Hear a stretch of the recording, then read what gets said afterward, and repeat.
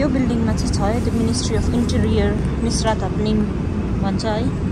यही बिल्डिङभित्र चाहिँ मैले नानीको बर्थ सर्टिफिकेट बनाएको सेकेन्ड फ्लोरमा रहेछ होइन। अन्त 8 बजीभन्दा अगाडि चाहिँ आउनुपर्छ। अब तपाईँहरूले अपोइन्टमेन्ट दिनु सकेन भने पनि 8 बजीभन्दा अगाडि आयो भने चाहिँ यहाँनिर अब त्यस्तो प्रब्लम चाहिँ भएन मलाई चाहिँ है। दिइहाल्यो एकैछिनमा भइ पनि हाल्यो है। यो चाहिँ कहाँ छ भन्दाखेरि चाहिँ ठ्याक्कै यहाँ अगाडि अजराइली सेन्टर भयो। अजराइली सेन्टर आउनुभन्दा अगाडि यहाँनिर छ भिजाहरूको काम, पासपोर्टहरूको काम, बर्थ सर्टिफिकेटहरूको सबै यहाँनिर यो मिनिस्ट्री अफ इन्टेरियर यहाँनिर छ भित्र चाहिँ। म चाहिँ नानीको बर्थ सर्टिफिकेट बनाउन आउँथेँ भयो पनि है। यो चाहिँ मिनिस्ट्री अफ इन्टेरियर भन्ने अफिसमा आउनु पर्दो रहेछ। यो चाहिँ अजराइली सेन्टरकै यतापट्टि रहेछ है। मेनाकिम बेगिन 125 भन्ने बिल्डिङ त्यहाँनिर रहेछ है। आउनु बित्तिकै भइहाल्यो मेरो चाहिँ आज काम। सो अब म चाहिँ बर्थ सर्टिफिकेट बनाउनु लागि त्यो हस्पिटलबाट एउटा पेपर दिएको हुन्छ डिस्चार्ज हुने बेलामा, त्यही पेपर दिनुपर्ने रहेछ। अरू केही चाहिँदैन रहेछ, त्यही पेपर दियो भने मैले बनाइदिएको।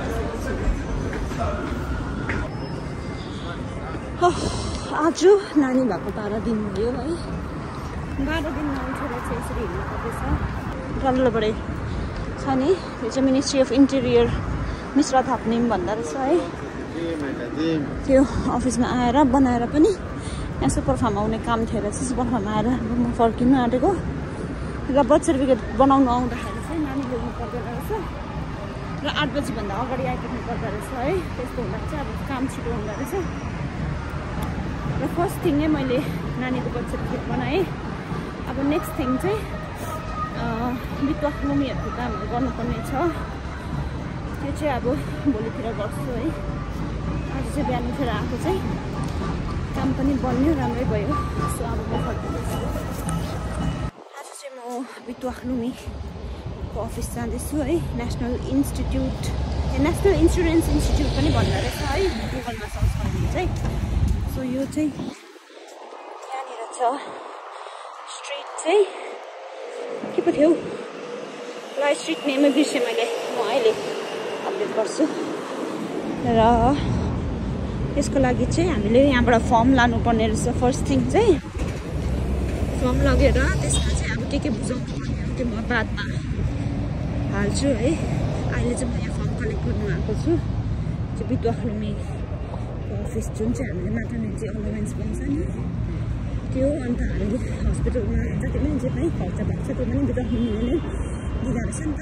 अन्त त्यसको लागि पनि यहाँबाट फर्म एउटाले काम गर्छ है। त्यो बुझाएपछि चाहिँ सबै क्लियरेन्स हुने रहेछ। सो यही चाहिँ हो बितुवा लुमीको अफिस है। मैले चाहिँ फर्म कलेक्ट गरिसकिसकेँ। त्यो चाहिँ म्याटर्निटीको जुन चाहिँ हामीले अलाउन्स पाउँछ नि त्यो चाहिँ यहाँनिर फर्म एउटा पाउँछ। त्यो फर्म फिलअप गरेर चाहिँ बुझाउनुपर्छ। त्यसमा हामीले कतिवटा डकुमेन्ट्सहरू अट्याच गर्नुपर्ने हुन्छ। त्यो म बादमा हालिदिन्छु है के डकुमेन्ट्स भनेर। अन्त चाहिँ हामीले पाउने अलाउन्स प्लस हाम्रो हस्पिटलमा जति पनि जे पनि खर्च लागेको छ त्यो पनि यहीँबाट पेमेन्ट हुन्छ है। हामीले यो फर्म बुझाउनुहुन्छ हामीले पे गर्नुपर्ने हुन्छ। त्यही भएर यो फर्म चाहिँ हामीले बुझाउनु पर्ने हुन्छ है।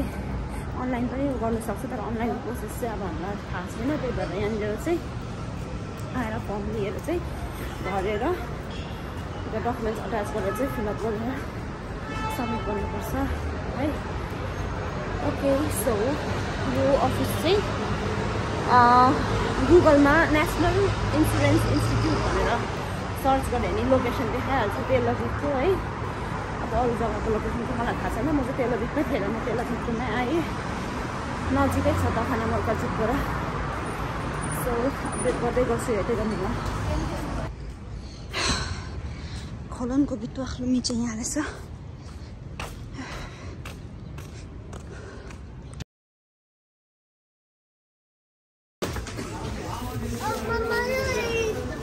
यो चाहिँ पन्जाबी स्टोर रहेछ। यो तखनाको मुनिपट्टिको फ्लोरमा यो इन्डियन स्टोरको साइडमा छ। यो चाहिँ नानीको पासपोर्टको लागि चाहिँ म यहाँ आएको छु। यहाँनिर यिनीहरूले गरिदिँदो रहेछ है। पैसा चाहिँ 1500-1600 लाग्दो रहेछ सबै प्रोसेसमा।